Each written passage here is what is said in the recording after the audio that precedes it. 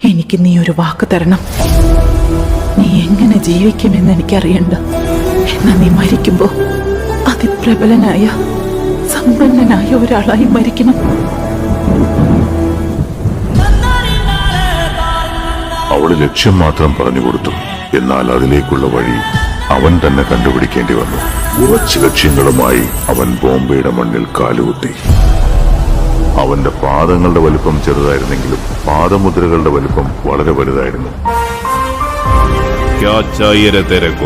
അമ്മ, ഈ ലോകത്തിലുള്ള എല്ലാ സ്വർണവും ഞാൻ അമ്മയ്ക്ക് കൊണ്ടുതരും.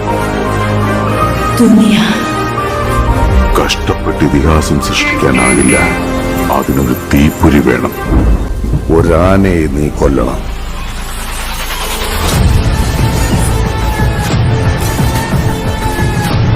അവൻ കൊന്നില്ലല്ലോ.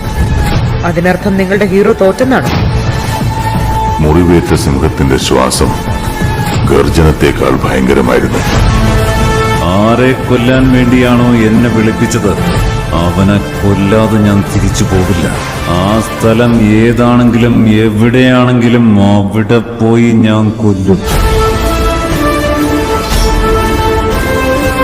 പാവങ്ങളുടെ ചുടുരക്തം കുടിക്കുന്ന നിർദ്ദയരായ ഭൂതങ്ങൾ, സ്വന്തം ശവമഞ്ചം സ്വയം ചുമന്നു നടക്കുന്ന ശപിക്കപ്പെട്ട ജന്മങ്ങൾ, സൃഷ്ടാവിൽ വിശ്വാസം നഷ്ടപ്പെട്ട നിർഭാഗ്യവാന്മാർ. വിധിയുടെ ചങ്ങല മുറിച്ച് നെഞ്ചു വിരിച്ച അഭിമാനപൂർവം തല ഉയർത്തിയ നിമിഷം, മാഹാത്മ്യമേറിയ ഒരമ്മയിൽ നിന്നുള്ള മകന്റെ ജനനം. ഇടത് വലത് വെട്ടി വെഞ്ഞു നേടി ഉലകിനെ രക്ഷിക്കാൻ ഒരു അഗ്നിശൈലത്തിനവൾ ജന്മം നൽകി. ഇവൻ രക്ഷിക്കൂ. അന്ന് കാട്ടുതീ പടർന്നു. നിന്റെ പുറകിൽ 1000 പേരുണ്ടെന്നുള്ള ധൈര്യം നിനക്കുണ്ടെങ്കിൽ നിനക്ക് ഒരു യുദ്ധം ജയിക്കാനാവും.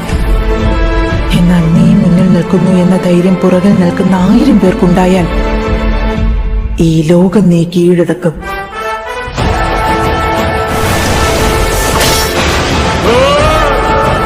പൊയ്ക്കോ, ഒറ്റയ്ക്ക് പോ.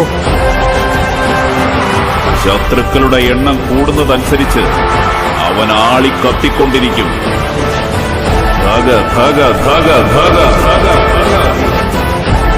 ഏതു പുണ്യാത്മാവിന്റെ മകനാണോ അവൻ?